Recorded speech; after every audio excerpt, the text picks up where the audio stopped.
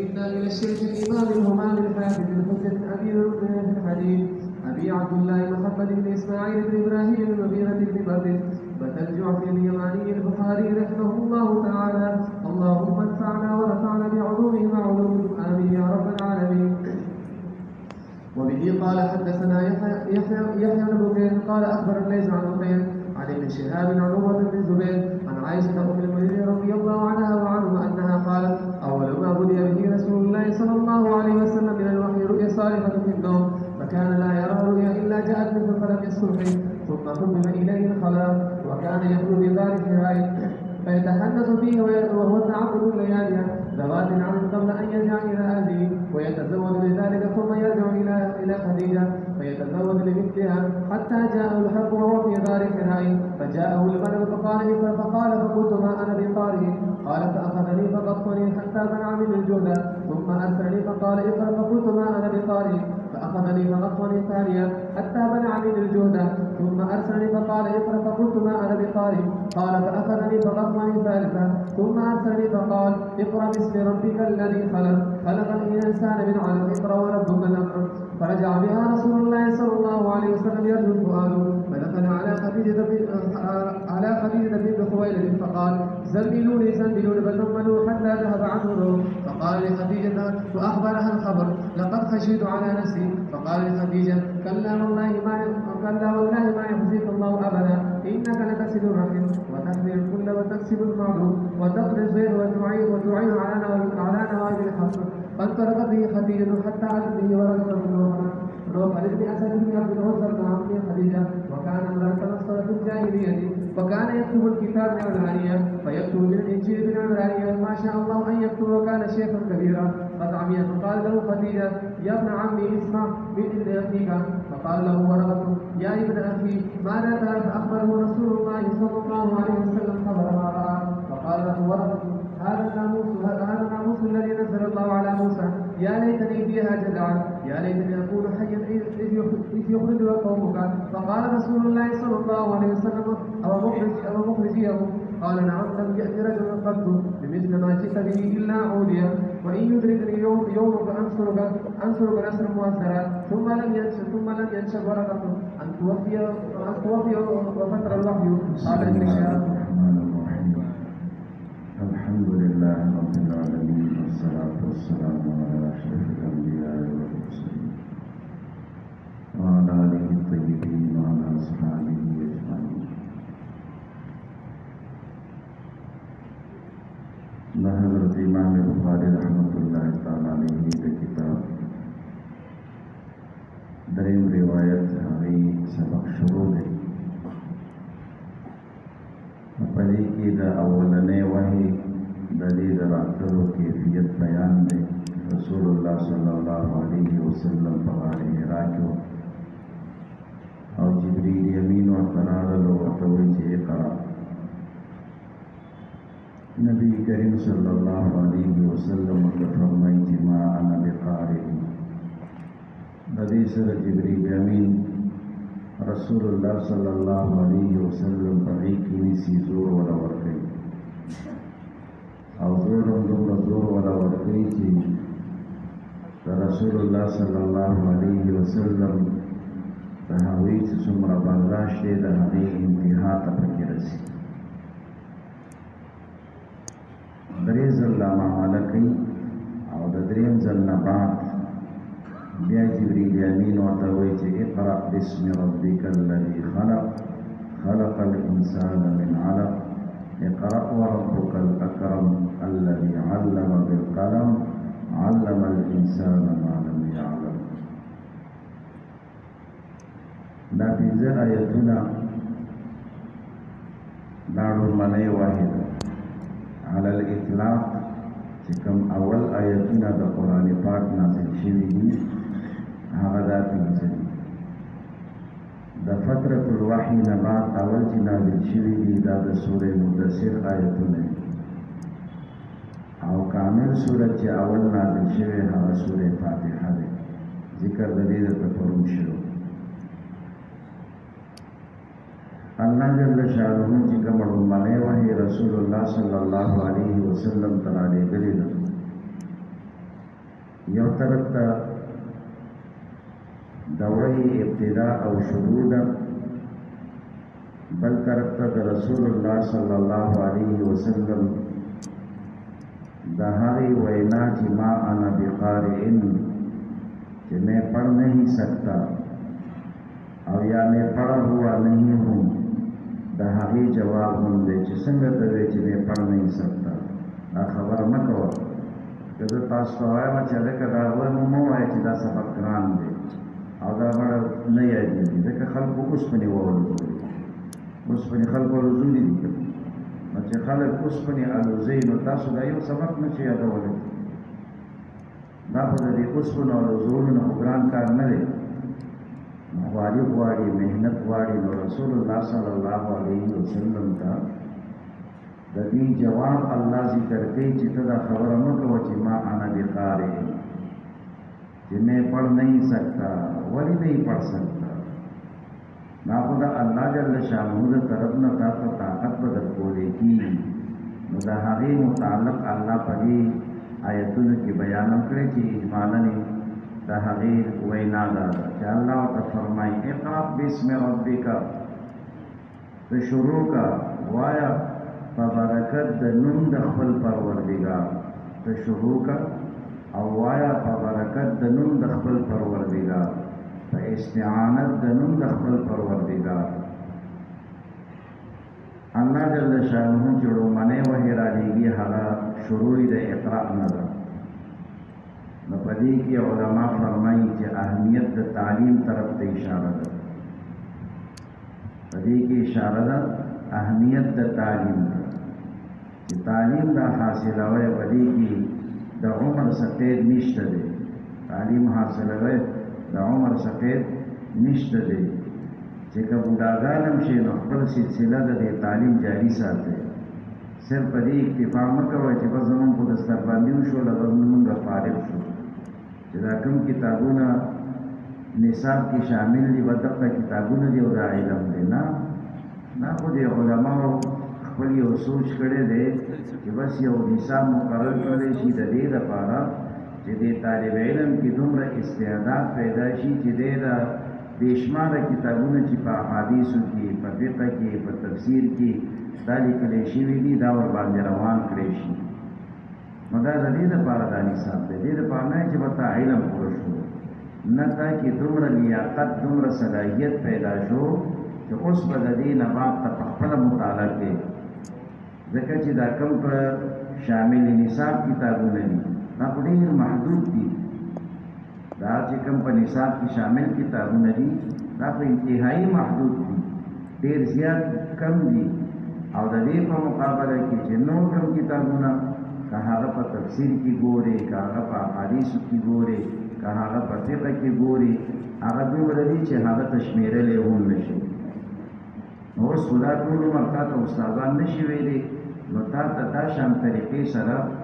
یو نصاب مقرر کړی چې د دې د وینا سره تا کې استعداد پیدا شي.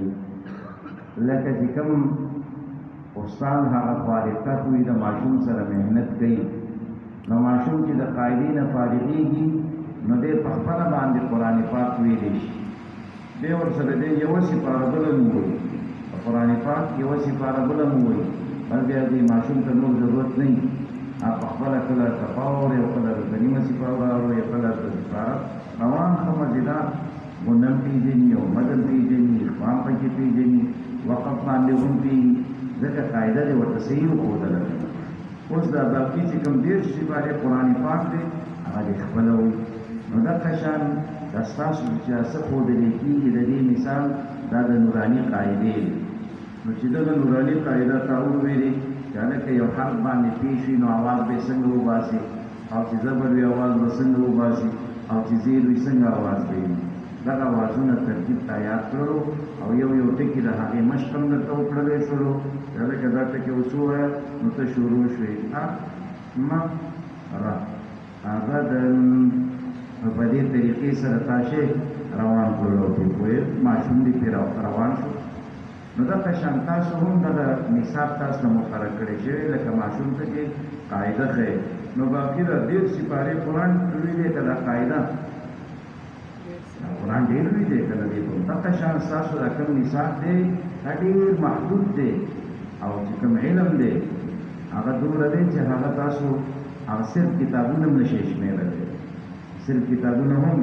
نشئ شمېرلی نو علم به تاسو په خپله باندې مخکې ووایئ نو په دې کې لومړنی وحي کې دغه تا ته وکړل چې اقرأ شپه ورځ بس مطالعې کوه شپه ورځ څه کوه مطالعې کوه داسې نه چې فیسبوک ته ناست یې موبایلو ته ناست یا خوراکونو پسې ګرځې کله یو ځای کې او کله په بل ځای کې خوراکونو پسې به هم نه ګرځې فیسبوک ته به هم نه کښېنې او خوبونه به هم ډېر نه کښېنې دارنګه ګپشپو ته به هم نه کښېنې نو د خلکو سره به ډېر اختلاف نه کوې د دې خبرو نه به ځان ساتې څه به کوې اقرأ وایه شامه نه ده نو دا به خپله وظیفه جوړه کړې دا وینا به خپله وظیفه تاسو جوړه کړې ښه نو د مطالعې شوق دا به پیدا کړې شوق به څنګه پیدا کېږي نو د شوق طریقه دا ده چې تاسو به اول ځان ته د نبي علیه السلام د سیرت کتابونه راوړئ به دا شروع کړئ نو چې دا دې شروع کړلو نو ستا خوند به درله درکړي چې خوند یو ځل دې چسکه درته ولګي دا نو بیا به ته دا کتابونه ګورې چې نه ګورې ته به پریشان یې چې نه ګورې ته به پریشان یې لکه موبایل چې ونه ګورې پریشانه یې که نه چې اوس وایم څه کله به داسې یو 5 منټه ټایم میلاو چې یو منډه ووهم نو دغه شان بیا به ستا چې په لاس کې د کتاب نه ته به پریشانه کېږي نو چې د دې سره ستا لږ شغف پیدا شولو نو په مزه په دې منځ کې بل کتاب هم راغله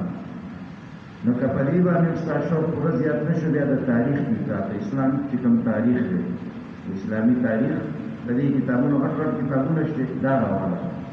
نو د دې مطالعه شروع کړه چې ته د دې مطالعه ختمې نو انشاءالله داسې عاشق د کتابونو به جوړ شوی چې د دې نه بغیر به ستا وخت بیا نه کېږي خو موږ خو دې شي ته لا نږدې شوي نه یو نو د دې د نږدې کېدو دغه طریقه ده چې تاسو اولا شروع د څه وکړئ د سیرت نه وکړئ نو د سیرت یو کتاب ګورئ شیخ حدیث کامیابي رحمه الله ښایسته محدثانه انداز کې سیرت مصطفی درته لیکلی دی هغه وګورئ د نبي علیه السلام د حالاتو نه به هم خبر شئ د هغوی د واقعاتو نه به هم خبر شئ او ورسره د مطالعې شوق به هم پیدا شي او ورسره چې کله لږ مطالعه کوله نو بیا بل کتاب راغله چې هغه ستا د مزاج نه دی قرآن ته یې ګوره نو د هغې سره به دې شوق پیدا شي نو په مزه به دا شوق اقرأ لومړنی حکم ملګرو تاسو څه دی وایه بس مطالعې کوه نو دا کتاب یو داسې ناشنا ملګری دی چې دا تا سره په زندګۍ کې کله هم دوکه نه کوي دی تا سره په زندګۍ کې کله هم دوکه نه کوي دا ډېر ښکلی ملګری دی د ده نه بل ښکلی ملګری د کتاب نه بل نشته دی دا به ستا صحیح رهنمایي کوي والک صحیح کتابونه ګورې داسې نه چې ته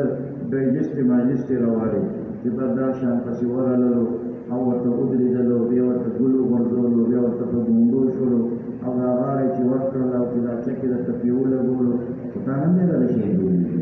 دا ټول دروغ وي داسې دروغ دي دا فرضي کیسې دي لکه تاسو چې ډرامې ګورئ دا ارت غل نو دا کیسې چې کوئ نو دا مه کوئ د دې شي نو ضرورت نشته نه پاسې د غوسکې جوړې کړې دي صحیح واقعات د نبي علیه السلام دي د صحابه کرامو دي د اسلام تاریخ بیا پسې وګورئ چې هلکه بني امیه څوک وو د دوی څه کارنامې دي ظلمونه څوک دي بني عباسیو څوک دي او دوی څومره حکومت کړی بادشاهان څوک دي او په دې کې امتیازات او خصوصیات څه او بیا عثماني خلافت داسې شی دی او دا په کوم ځای کې وو کله نه جوړ شوی دی کله ختم شوی دی او څنګه ختم شوی دی نو د دې سره ځان اشنا کړئ د دې نه سره تاسو خبر نه یې خالي دې ته کوئ هلکه هلکه باندې څه کوئ نه شولی کوئ د کار کوئ چې کوم ستاسو په فایده باندې راځي دا خو چې ته ورته ناست یې نو ته نور طریقې نه چې کومه یو ښکلې جینۍ پکې راشي مخې ته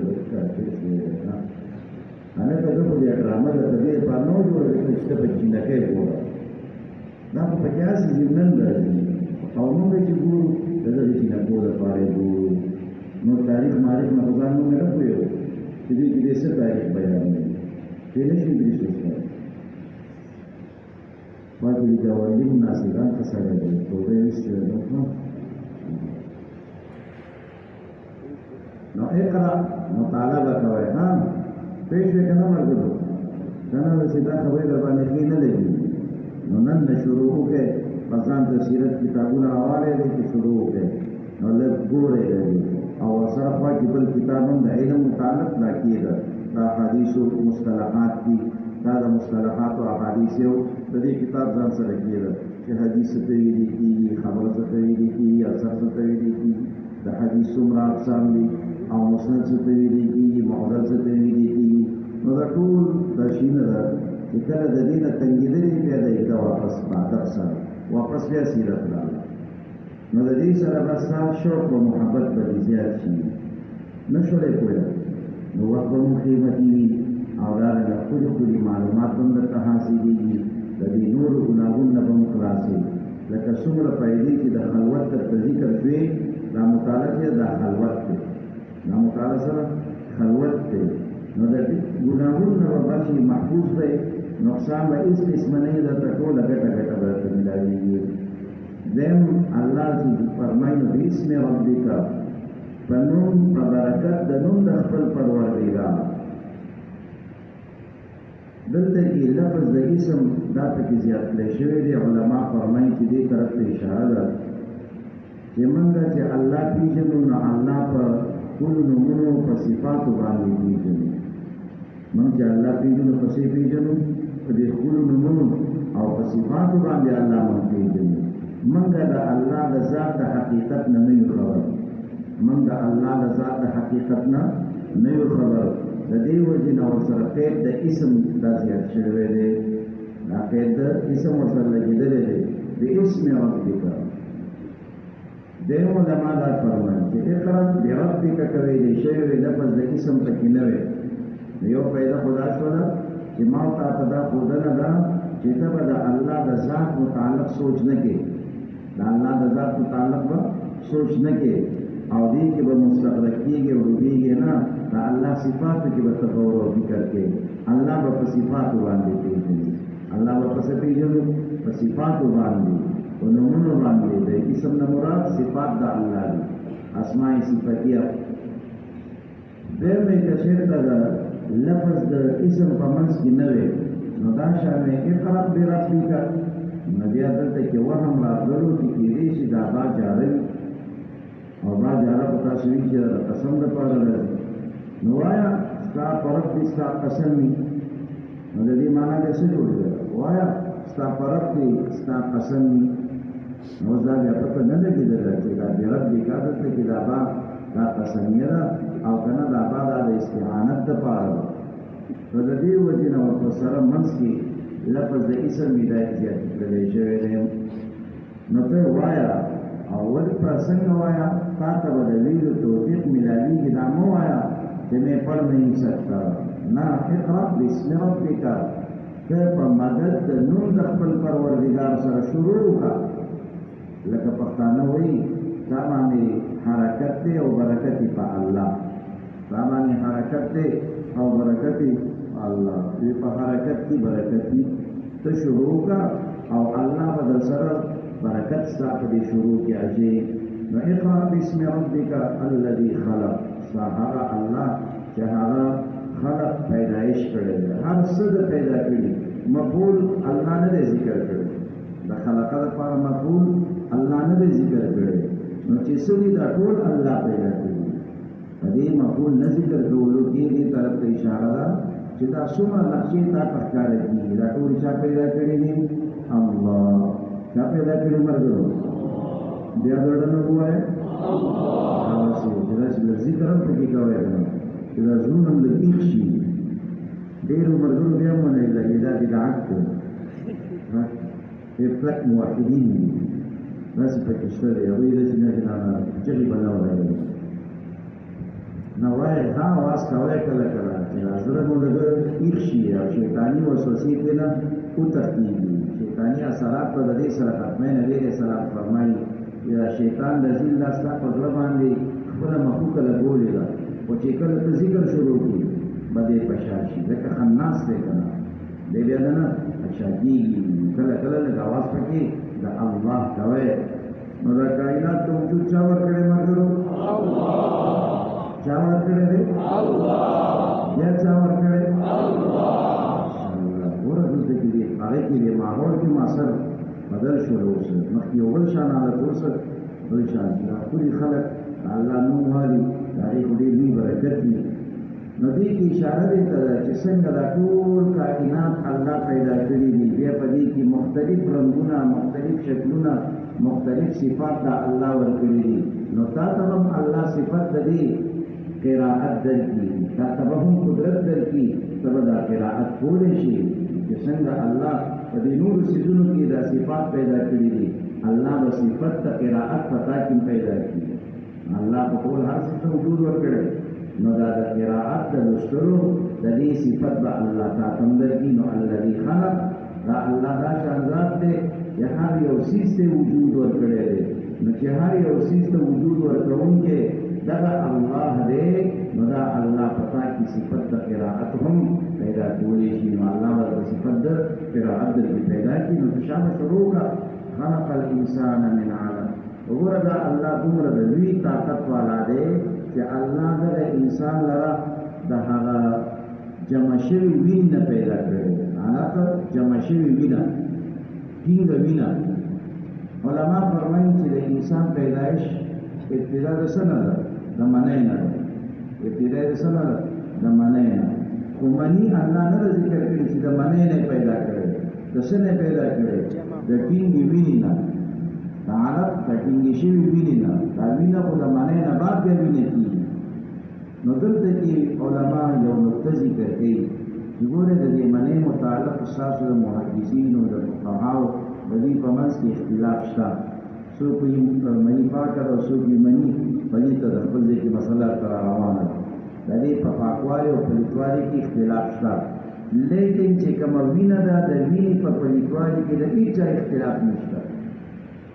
په وینې په پلیتوالي کې د دې په نجسوالي کې د هېڅ چا هېڅ قسمه اختلاف نشته دی ټول علما دا مني چې دا کومه جاري وینه ده بهېدونکې وینه ده دغه بهېدونکې وینه دا ګنده ده دا پلیته ده نو الله جل شانه وی ذکر د علق وکړو ښایي دا چې ګوره الله د دومره لوی قدرت والا دی چې هغه یو ګنده څیز چې تاسو ټول هغې ته ګنده وایئ نجس ورته وایئ لمونځ ورسره نه کوئ د دغې څیز نه الله څومره قیمتي شی جوړ کړو اوس وګوره د دې سره شروع په یو ته ګوره څومره ښکلي ګلالي ګلالي څیزونه دا چا د څه نه جوړ شوي دي د دغې علق نه څه نه جوړ شوي د دې علق نه چې دغه الله د دومره ګنده څیز نه دومره ښکلی انسان جوړولی شي نو الله جل شانه ته دا قدرت او طاقت هم شته دی چې الله په تا کې د لوستلو صلاحیت پیدا کړي خلق الانسان من علق چې الله د دغې علق نه انسان پیدا کولی شي دومره ښکلی نو دغه الله جل شانه په دې هم قدرت لري چې په تا کې د لوستلو صلاحیت پیدا کړي نو تاسو هم مایوسه کېږئ ما حافظه کار نه کوي زه مولانا دغه شان کمزور یم نه اقرأ باسم ربک ته محنت شروع کړه خواري شروع کړه الله تعالی لوی مفسر او محدث سره جوړ کړي چې ستا په وهم ګمان کې به نه راځي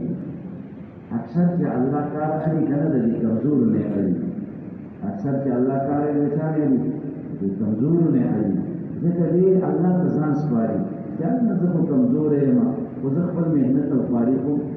موږ سره یو ملګری و نو چې کله د امتحانونو ورځې به شي ډېره خواري به یې کوله او بیا به چې کله لږ ستړی شو نو دې دیوال ته یې سر راغله کله به ګوت کې ناست و کله به دې ګوت کې دې دیوال ته یې سر راغله ظفره ویښ شه تکړه شه چې دا زر پوزیشن والې نو دا سر به دې دیوال ته راخلاصول خپل محنت او خواري به یې کول خو کله د ارمان یې پوره نه شول چې دا پوزیشن والې ارمان یې پکې پوره نه شول خو محنت او خواري به یې کوله چې څوک محنت او خواري کوي الله جل شانه بیا هغه قبلوي الله د هغوی نه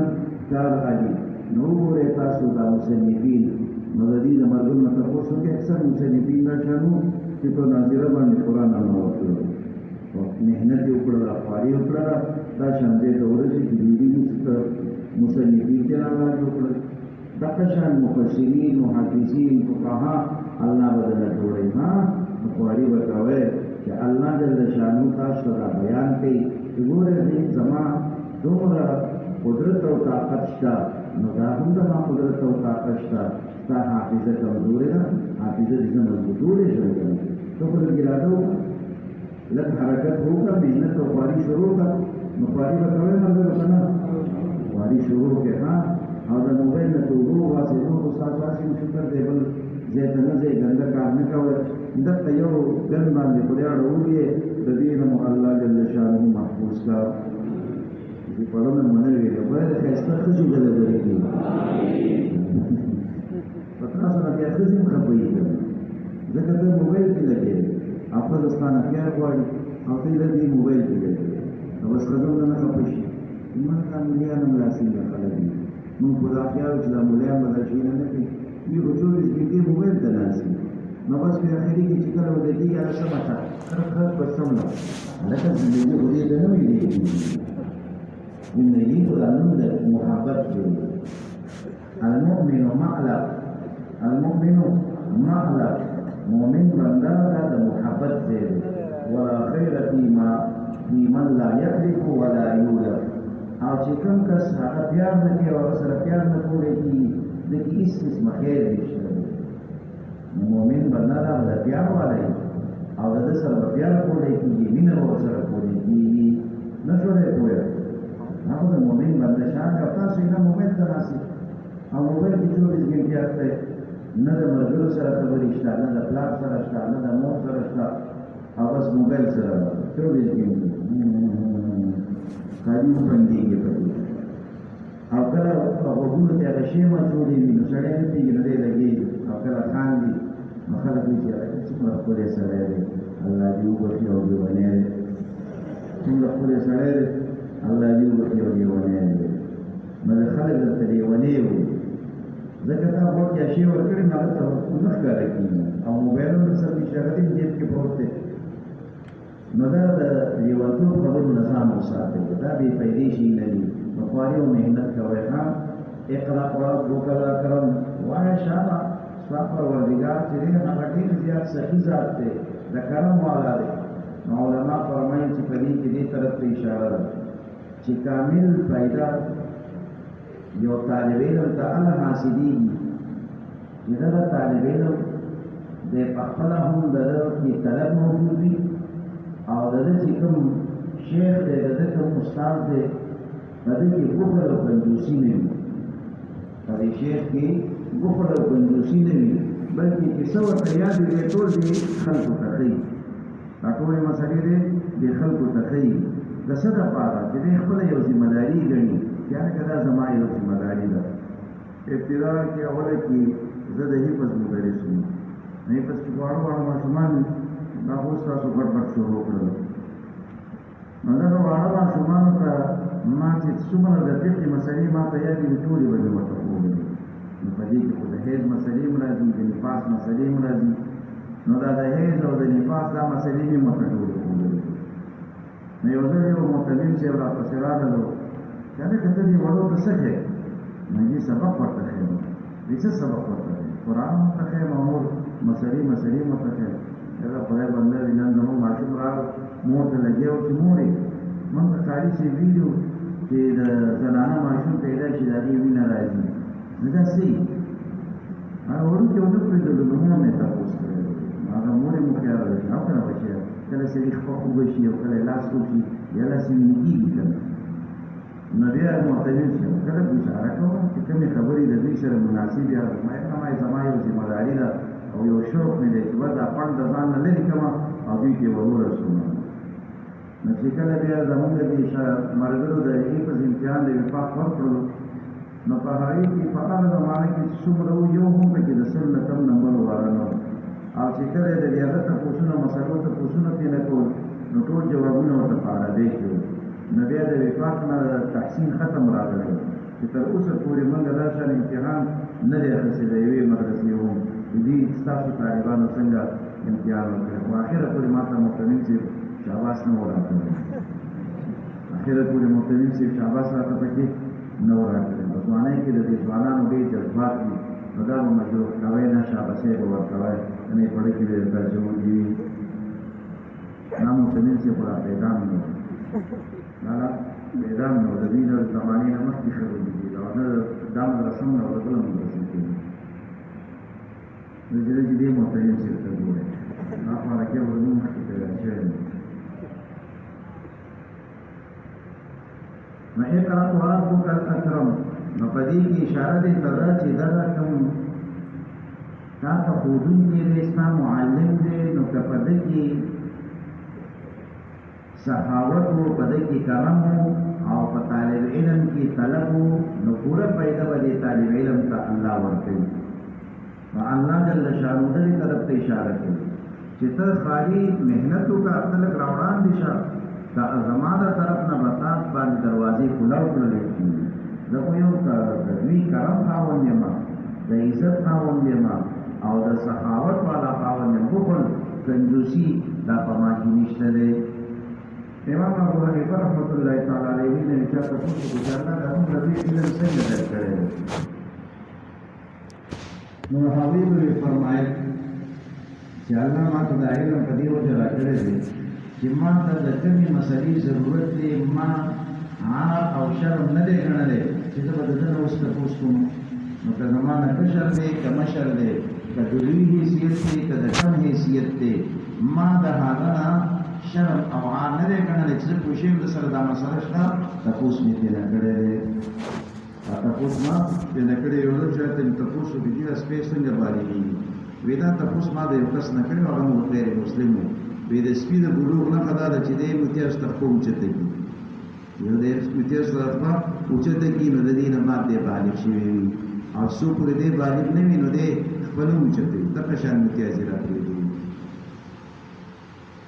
او دیمه مې په ما کې خبره دا ده چې په استفاده کې مې بخل نه دی کړی بل ته خیر رسولو کې مې بخل نه دی کړی نه په پیدې حاصلولو کې مې شرم او عار محسوس کړی دی او نه په بل ته خیر رسولو کې په دې کې مې بخل او کنجوسي کړې ده نو چې څه درته یاد کړي دا بل ته رسوئ او چې پسند نه پوهېږئ نو د هغې تپوس به بل نه کوئ دا مه وایه چې ما زه خو د ده نه تپوس کوم چې امتحان کې دې نه تپوسونه کې کله د اداري والا نه کوئ او کله متوسطي والا نه نو د هغې نه ښه نه ده چې اوس نه دا تپوسونه وکړئ نو زه خو په دې ډېر خفه کېږم چې یو دورې والا د لاندې درجو والا نه تپوسونه کوي وایي که نه سبا خو ټول یو دی او هغوی ته خو نوي نوي ویلي نو هغوی ته یاده وي فقه کې ویلي نو تاسو هغوی ته ناست یې نو دا ډېر لوی شر دی وروسته بیا د دورې والا مانه نقل کول او هغه ماشومان یې کړه نو هغوی بیا د تورخان دي چې نه په دورې والا مانه نقل کولو نو دا کار مه کوئ ښه نقل مه کوئ نقل دا شرم دی دا عار دی نو د دې امتحان نه بغیر د یو بل نه تپوسونه کوئ چې چاته څومره معلومات دي هغه معلومات بیا په خپل منځ کې سره شریکوئ تاسو اوس په شریکولو نه پوهېږئ چې دا به شریکول به راسي د شعر راکوئ دا سره شعر کوئ اقرأ وربک الاکرم ته لوله شامله ستا پروردګار هغه ډېر زیات د لوی کرم خاوند دی د لوی ورکړې والا دی د لوی سخاوت خاوند دی نو دغه الله څه شی ستا نه ایساروي نه ته غواړه الله به درله درکوي ته غواړه الله به درله درکوي نو طالب علم به محنت او تعلیم کوي او سوالونه به هم کوي دعاګانې به هم کوي سوالونه او دعاګانې به هم کوي چې ته د الله نه وغواړې نو الله به بیا درله درکوي الله یې درته بیا درکوي الذي علم بالقلم دا خو ستاسو کې نشي خدا به تاسو پسې ووایي الذي علم بالقلم دا الله جل شانه دا شان د لوی کرم والا دی چې د ټول انسانیت دی چې ښودنه کړې ده پسې کړې ده د قلم په ذریعې سره قلم ملګرو دا جاندار دی که بېجانه دی قلم دا جاندار دی که بېجانه بېجانه شی دی دې کې پسا نشته دی ډېر جاندار شی دی نو اللہ دے طرف تے اشارہ کی کہ زمان حبیب داموں ہوا کہ میں پڑھ نہیں سکتا نا زبرستانہ کار علم زچی کل کار علم بیادا حقیقی دی ضرورت نیشتے دے چی زمان اعلیٰ ڈگری حاصل کری نو بیا بدے دا کار کری نا اللہ چی کار علی دی قلم نیم علی او دا قلم استاسو دی مخی تا جا بخاری پروت تے نو دا بخاری استاسو مخی تا پروت تے دا پسند پر طریقے سر رسول دے قلم تا ذریعے سر د د یو غیر جاندار شي په ذریعه سره الله جل شانو تاسو ته دومره لوی خیر دا نصیب کړی دی نو چې دا الله جل شانو د قلم نه چې هغه انتهایی بیکاره شی دی ځکه دا د دغې جرمونه جوړېږي هغه ټوله جرمه چې ته اوس هم اړې نو په 10 روپۍ 10 دانې درله درکوي په 10 روپۍ درته 10 دانې درکوي دا خو بیا وروستو دوی چې نه قلمونه جوړ کړي او شاپر کې بند کړي نو بیا په 50 روپۍ پیکټ در باندې خرڅوي په هغې کې هم بیا خو سم ډېرې که نو چې دې زمانې کې د دې څه قیمت نشته نو په هغه زمانه کې خو هېڅ قیمت یې نه و خو لیکن ډېر د کار شی دی دا کار دا پرې الله علي نو چې کله الله جل شانه د دغه بېجانه څیز نه دومره د نشر اشاعت کار علي نو الله به تا ته علم درکوي او تا به هم سبب او ذریعه د دې نشر اشاعت جوړوي تا لره به هم سبب د نشر اشاعت به جوړوي نو الذي علم بالقلم علم الانسان ما لم يعلم الله جل شانه دا شان ذات دی چې انسان ته هغه څه ښیي چې د هغې علم د ده سره نشته چې د هغې علم د سره نشته دی نو تاسو واړه وئ نو چې واړه وئ تاسو په هېڅ نه پوهېدلی اخرجکم من بطون امهاتکم لا تعلمون شیئا لا تعلمون شیئا په هېڅ هم نه پوهېدلی اوس ټول په هر څه پوهېږي که نه پوهېږي دا یو کار باندې خو سم ښه پوهېږي ټول همدغه یو سوچ دی او په اوله کې سره مو دا تصور هم نو دا سوچ هم نو پیر صاحب مبارک پیر صاحب مبارک ډېر ښه سړی دی ها دا پیران ښه خلک دي نو د پیرانو سره تعلق ساتئ خرچه ماسټ ورکوئ بیا ډېر ښایسته دعاګانې درته کوي او چې پېنۍ کوئ خرچه نو بس بیا خو خفه یې کوي ښایي ټول پیران ښه خلک دی الله والا دي کنه چې الله سره تعلق دی خو بس دا ډېر لوی سره هستي ده چې الله یادوي مدد نه بله غټه خبره خو نشي کېدلی نو که هغه د قرآن د تلاوت په شکل کې که هغه د دعا په شکل کې که هغه د لمونځ په شکل کې نو تاسو ټول له مخې پیران یې ښه نو دا کارونه ټول تاسو هم کوئ نو داسې بغیر د الله د ذکر نه قطعا مه ګرځئ ځکه څه پابندي خو در باندې نشته حکم دی چې اذکروا الله ذکرا کثیرا نو کثیر به کله وي سر مونځ کې کوې نه دا چې که ته ناستې که ته ولاړې که ته روانې او که ته په ملا سې که په اودس کې که بې اودسې په هر حال کې د الله ذکر د الله یاد دا په ژبه باندې ساتئ نو انشاءالله خیر به درته نصیب کېږي ها الله ډېر یادوي نو الله دا شان ذات دی چې دې دا شان شیزونه تاسو ته ښیي چې تاسو ته د هغې علم نه و نو که تا ته اوس فلحال علم در سره نشته دی ته شروع کړه د الله په نوم باندې شروع وکړه نو الله به درته هر څه ښیي که نه الله به درته هر څه ښیي نو تاسو هم نیت وکړئ او راغلي خو یې د خیره سره نیت وکړئ چې د دې نه بعد به انشاءالله محنت کوو نو چې په دغې شپږو اوو میاشتو کې الله به تاسو ته دومره څه درکړي چې تاسو ته به په دغې اتو کالو کې 9 کالو کې به نه حاصل شي چې نیت ورسره وکړئ ها نو تاسو به اول به ذمہ داري څه شوله د دې نن نه بعد به مطالعې شوق پیدا کړي مطالعه به شروع کړئ دا به نه وایي چې زه نه پوهېږم دا به قطعا نه وایي چې زه نه پوهېږم ها نو ټول به مطالعه شروع کړي څومره ملګري یې چې یو هم پاتې نه شي که هېڅ هم نه شئ کتلی هغه ډایجسټ خو شروع کړئ که نه څه شی خو د نه جوړي که نه څه دوڼې موڼې خو ایستلی شي کله کله ګوټ کې اقوال زرین خو پکې راځي ډایجسټ پکې هغه اقوال زرین خو به یاد کړي نو د مطالعې نه بغیر وخت مه تېروئ د مطالعې نه بغیر وخت مه تېروئ شروع وکړئ انشاءالله الله به درنه کار کوي الله به درنه ډېر ډېر خلک جوړوي اوس خو تاسو به هر سړی پرېکړه کوي ما ته هېڅ هم نه راځي دا ډېر ښکلی صفت دی چې چا کې دا صفت تا په دې وخت کې دا خبره موجوده ده یاره زه خو د هېڅ هم نه یم خبر الله به د ده نه ډېر لوی کار راځي شریف علي صاحب رحمه الله او د دوی ملګري لوی خلک وو د دوی دستربندي کېدله نو او د دې نه وړاندې دستربندۍ رواج نه و نو چې دوی خبر شول په جمع لاړل یاره دوی دا استاد څه کوئ دا خو ستاسو د بدنامۍ سبب ګرځېږي تاسو په موږ اعتماد وکړئ موږ ته پیسې هم نه راځي موږ خو پیسې هم نه کېږو او اوس چې خبره کېږي شریف علي تانوي صاحب دا لیکلي دي او شریف علي تانوي صاحب دا فرمایلی دي او هغه دا چل کړی دی نو دا خو ستاسو د بدنامۍ سبب ګرځېږي تاسو په موږ اعتماد وکړئ موږ خو پیسې هم نه کېږو او اوس چې خبره کېږي شریف علي تانوي صاحب دا لیکلي دي او هغه دا چل کړی دی خبره کې بشر پیسان می رحمه الله دا تاسو نه کوي او هغه کیسه چې ګورنه د سربندي مکوي تاسو د برنامه سبب جوړ شو مدرسه په برنامه شي چې موږ څنګه استادان د سې شاګردانو تربیت کوي نو کدی وخت چې استاد چې دا لاسو چې بیا په پیسې نه پیږم بس دا کمال والا سره اځه دا مارا دا خبره په پاشي کې لیکلې ده دا کومه په خپل کتاب کې مام لیکلې و او دې لیکلې ده نه سمې خبرې ونه کې راځه چې موږ د خیر موبایل ته نو بس کتابونه ټول لیکل شوي دي نو دا سره بیا محروم کیږي بشر انسان داسې دي محروم کیږي نو تاسو به اقرا باندې به عمل کوئ او مطالعه به شروع کوئ لوستل به شروع کوئ الله جل شانه ورته علم ما لم يعلم درکړي علم ما لم يعلم علم الانسان ما لم يعلم علم د ما لم يعلم به الله جل درکړي استاسو د علم نشته د علومونه به الله سرفراز کی تاسو خپل حافظه خلوشي چې ګوري مخکې په ترکیب نه پیژنم تاسو په ترکیب نه پیژنم او پته راغلی چې عبارت صحیح دی شو ګور په دې حاشیه کې اعراب نه دی لګولې او دې دا کوي هغه دا دی ولې مرګول دې دا دې په اړه څه دی نو الله وسه حافظه مضبوطه کی او ذهن باندې کولوشي روان بشي د دې سره نو دغه لږ حرکت کې الله تبارک درکې نو چې کله دا آیتونه دا جبريل امين نور نظر باندې وحي شو نو فرجع بها رسول الله صلى الله عليه وسلم را واپس شو نبی رسول الله والسلام د دې سره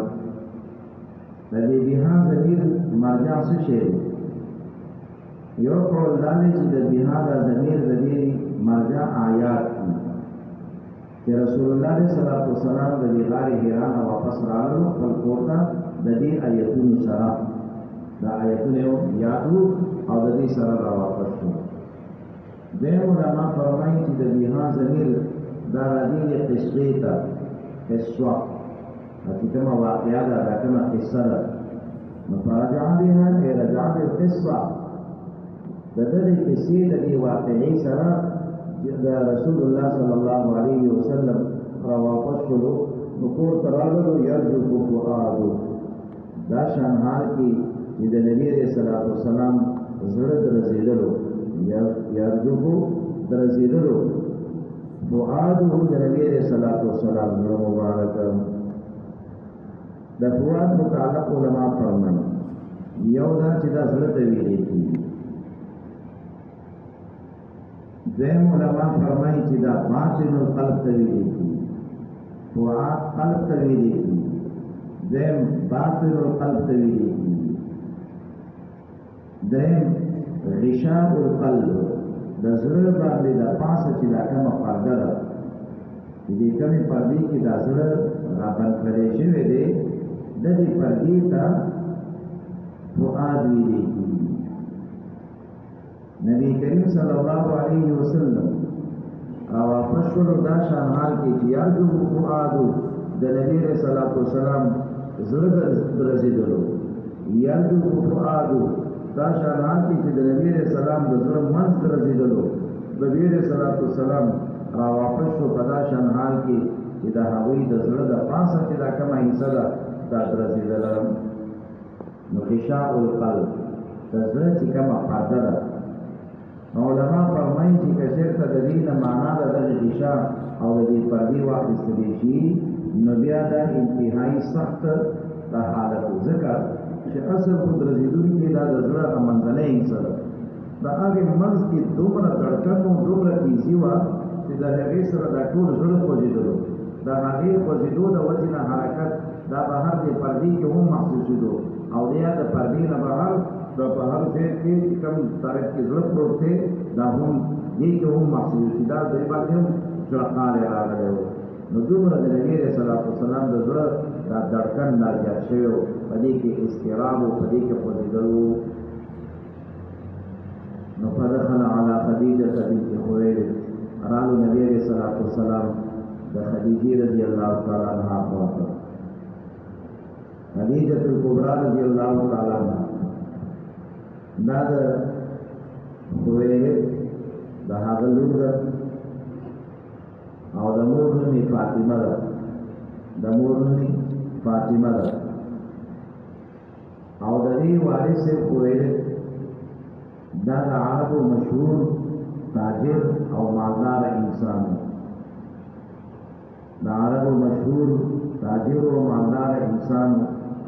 او ډېر د عزت خاوند په مکه مکرمه کې بیا د خدیجه رضی الله تعالی عنها نام دا قریشو په اشرافو کې ګڼل کېدله مالدار هم وه هوښیار هم وه او ښکلې هم وه مالدار هم وه هوښیار هم وه او ښکلې هم وه او د دوی خاندان سره د دوی نسب سره تعلق هم و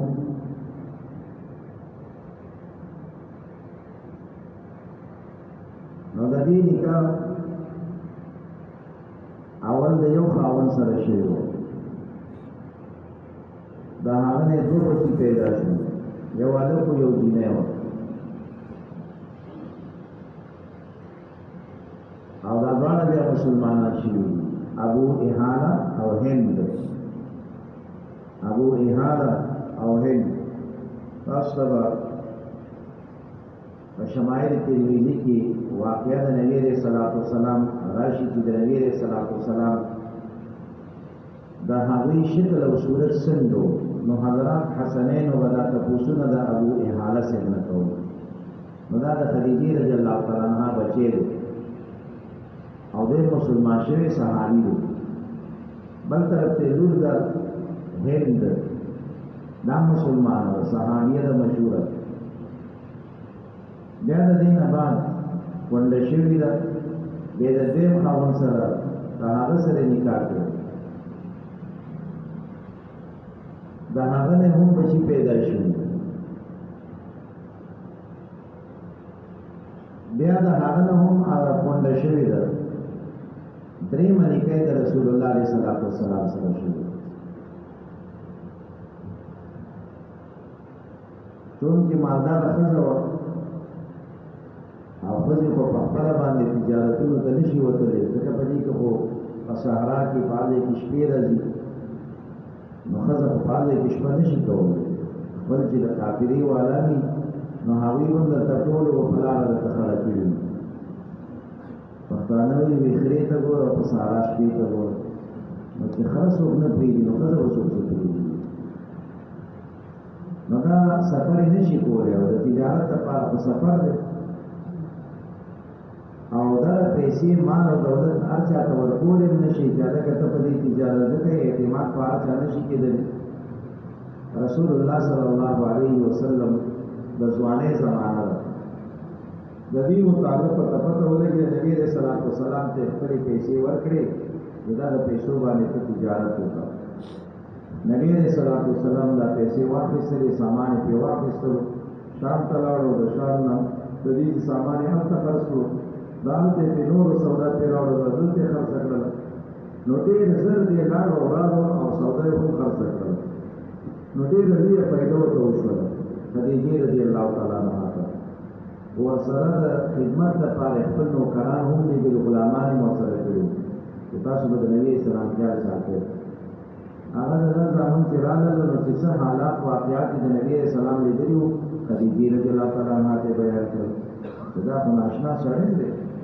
په ده باندې به پلان او ورېځې به راتلې او په ده به سورې کولو نو چې څومره د ده هغه زمانه کې څه حالات یې لیدلي وو لا پیغمبر شوی خو نه دی او دا ټول کرامتونه او حالات وکتل خدیجه رضی الله تعالی عنها ډېره زیاته متاثره شوه نو په خپله باندې د نکاح پیغام راولېږلو نبي علیه الصلاة والسلام هغه د نکاح پیغام د دې قبول کړلو چې نبي علیه الصلاة والسلام دغه وخت عمر مبارک 25 کاله دی او د خدیجې رضی الله تعالی عنها عمر دغه وخت 40 کاله دی خدیجې رضی الله تعالی عنها عمر 40 کاله دی 15 کاله د نبي علیه الصلاة والسلام نه مشره ده نبی علیہ الصلوۃ والسلام د دې سره نکاح وکړل د خدیجې رضی الله تعالی عنها د طرف نه تر وکیلو عامر ابن خویلد دا عامر ابن عبد الاسد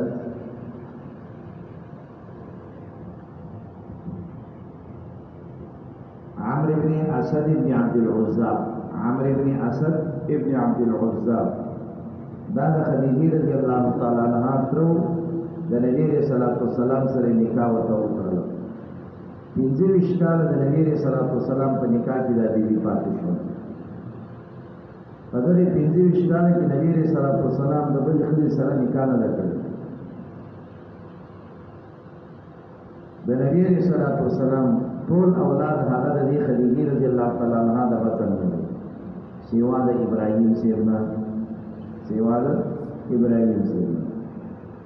هغه ماری قبطی رضی الله تعالی عنها د هغه د وطن نه دا خدیجه رضی الله تعالی عنها د نبی رسول الله سلام دې خدمت کړې لسکاله د نبوت زمانه د نبی رسول الله سلام سره تیر کړې په 50 کال د عمر د نبی رسول الله سلام دا وفات شو د نبی رسول الله سلام عمر 50 کال او د نبوت لسم کال دی د نبوت لسم کال دی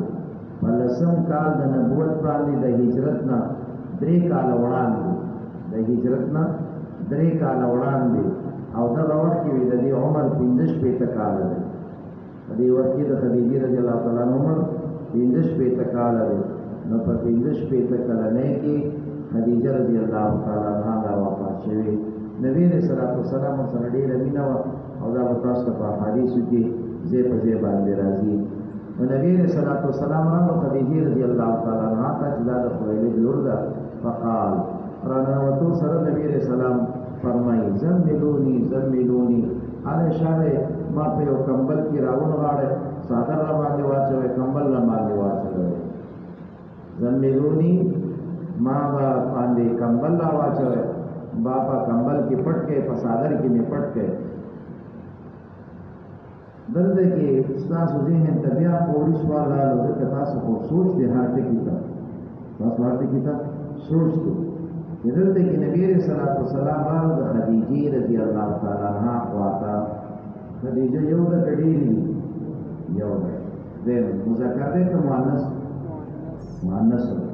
او دلته کې نبی رسول الله کتاب څنګه کې زملونی یوه سره تاسو ټول شابه ما په باندې کمبل واچوي نو د جمی خطاب پکانو په داله چې زمینی نه ویل چې خدیجه رضی الله تعالی عنها ته وینا نو د جمی سیرا او جمی کې بیا د مذکر سیرا علماء یو وجه دا ذکر کوي چې چون کې دا موقع د خدمت کا او د خدمت په موقع باندې خلک بل ته چې خطاب کوي مهارا د ادب او د احترام والا کوي یعنی یو ګلاس وګ واچو سوی رجی یو ګلاس وګ واچو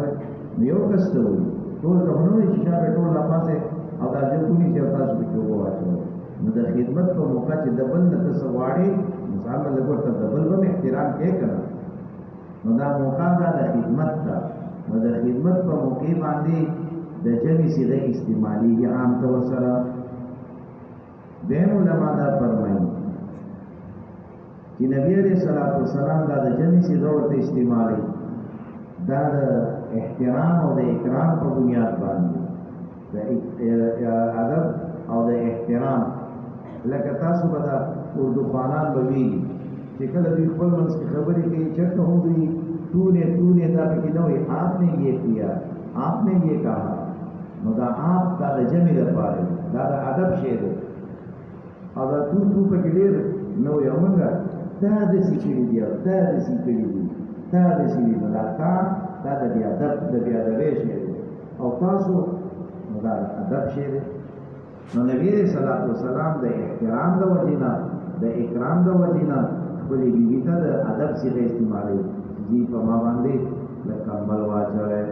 نو چې ته د بل احترام ساتي بل لره په احترام سره आवाज کې نو هغه هم تاسو په احترام سره یادوي او چې ته ورته نو دا ورته مطلب یې تاسو आवाज کوي نو دا دې ورته او کې او ورته نو کلم سره یادوي او که ته ورته محمد نو بس هغه خپل چې پلاګې سیما لیکن من کې دا شی نشته دی نو چې نشته دی به ټول اے او بي شو اے او بي بس خاوند دی اے شولو او ښځه بي شوه بس دغه به اے او بي یو بل ته په دغې طریقې سره اواز کولی نبي علیه الصلاة والسلام ته احتراما دا ورته فرمایي درېیم علما دا فرمایي چې دلته د خدیجې رضی الله تعالی عنها کور کې خدیجه رضی الله تعالی عنها یوازې نه وه دلته د دې سره د دې لوریانې هم وي د لوریان نه علاوه وینځې هم وي د وینځو نه علاوه باقي غلامان نوکرانې هم وو او هغه وخت کې خو د پردې حکم لا نه و د پردې حکم نه و نو نوکرانې هم شته دی وینځې هم شته دی او دارنګه لوریانې هم شته دی نو ځکه نبي علیه الصلاة والسلام صيغه د جمع استعمالوي زملوني نو د صيغه د جمع د استعمال وجه تاسو ته ذکر کړه فزملو په نبی رسول الله سلام باندې ساده او کمبل واچولا حتی ظهر عنه الروح تر دې پورې چې د نبی کریم صلی الله علیه وسلم نه غبرهټ ختم شو بیا تاسو ذهن ته یو سوال راغلی او خوشاله چې نبی رسول الله سلام باندې وکړه وحی راتله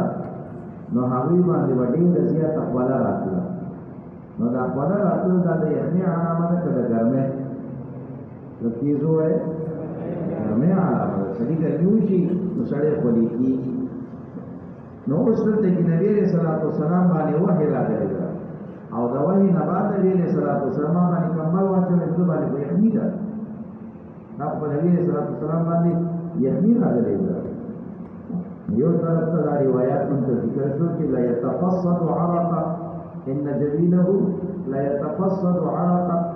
او دلته کې دا چې زميلوني ما باندې کمبل واچو نه نبی اسلام باندې یخني راغلی نو علما حضرات فرمایي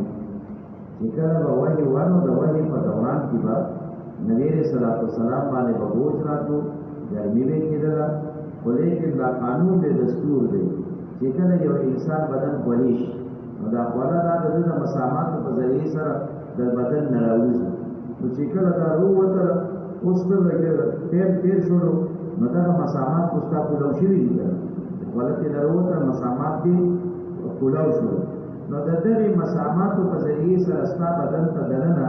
یخه هوا ځي دغه هوا چې ستا بدن ته دننه شي ستا باندې یخني راولګېږي لکه تاسو کله سخت ګرمي شوي او خولې شوي پکې لاندې ودرېږئ نو د هوا د باندې یخه لګېږي که ګرمه ډېره یخه لګېږي سړی کله برداشت هم نشي کولی هلکه دا پکې لږ بند کړه لکه د ګرمي ده ولې بند کړه یا ما ته ګورې نه زه خولې یم نو هغه خولې چې ده باندې دا پکې ډېر یخ لګېږي نو دننه په ده کې یخني نه نوځي نو ځکه دلته یخني محسوس دغه شان نبي علیه الصلاة والسلام د سفر هم کړی و او هغه یره هم ترې راغلې وه وحي هم ترې راغلې وه نو د هغې سره ډېر بوج و هغه بوج د وحي نه خولې شوی هم ډېر دی نو د خولو نه بعد مسامات پوره شوي دي ځکه نبي علیه الصلاة والسلام باندې یخني راغلې ده بل چې کله سړی پریشانه شي نو سختي پرې راشي نو د دې پریشانو ختمولو لپاره سره څه دی سترګې او په ځان باندې څادر راکاږي نو د تېر لپاره سترګې پټې کړي نو چې سترګې پټې کړي او بیا د ځان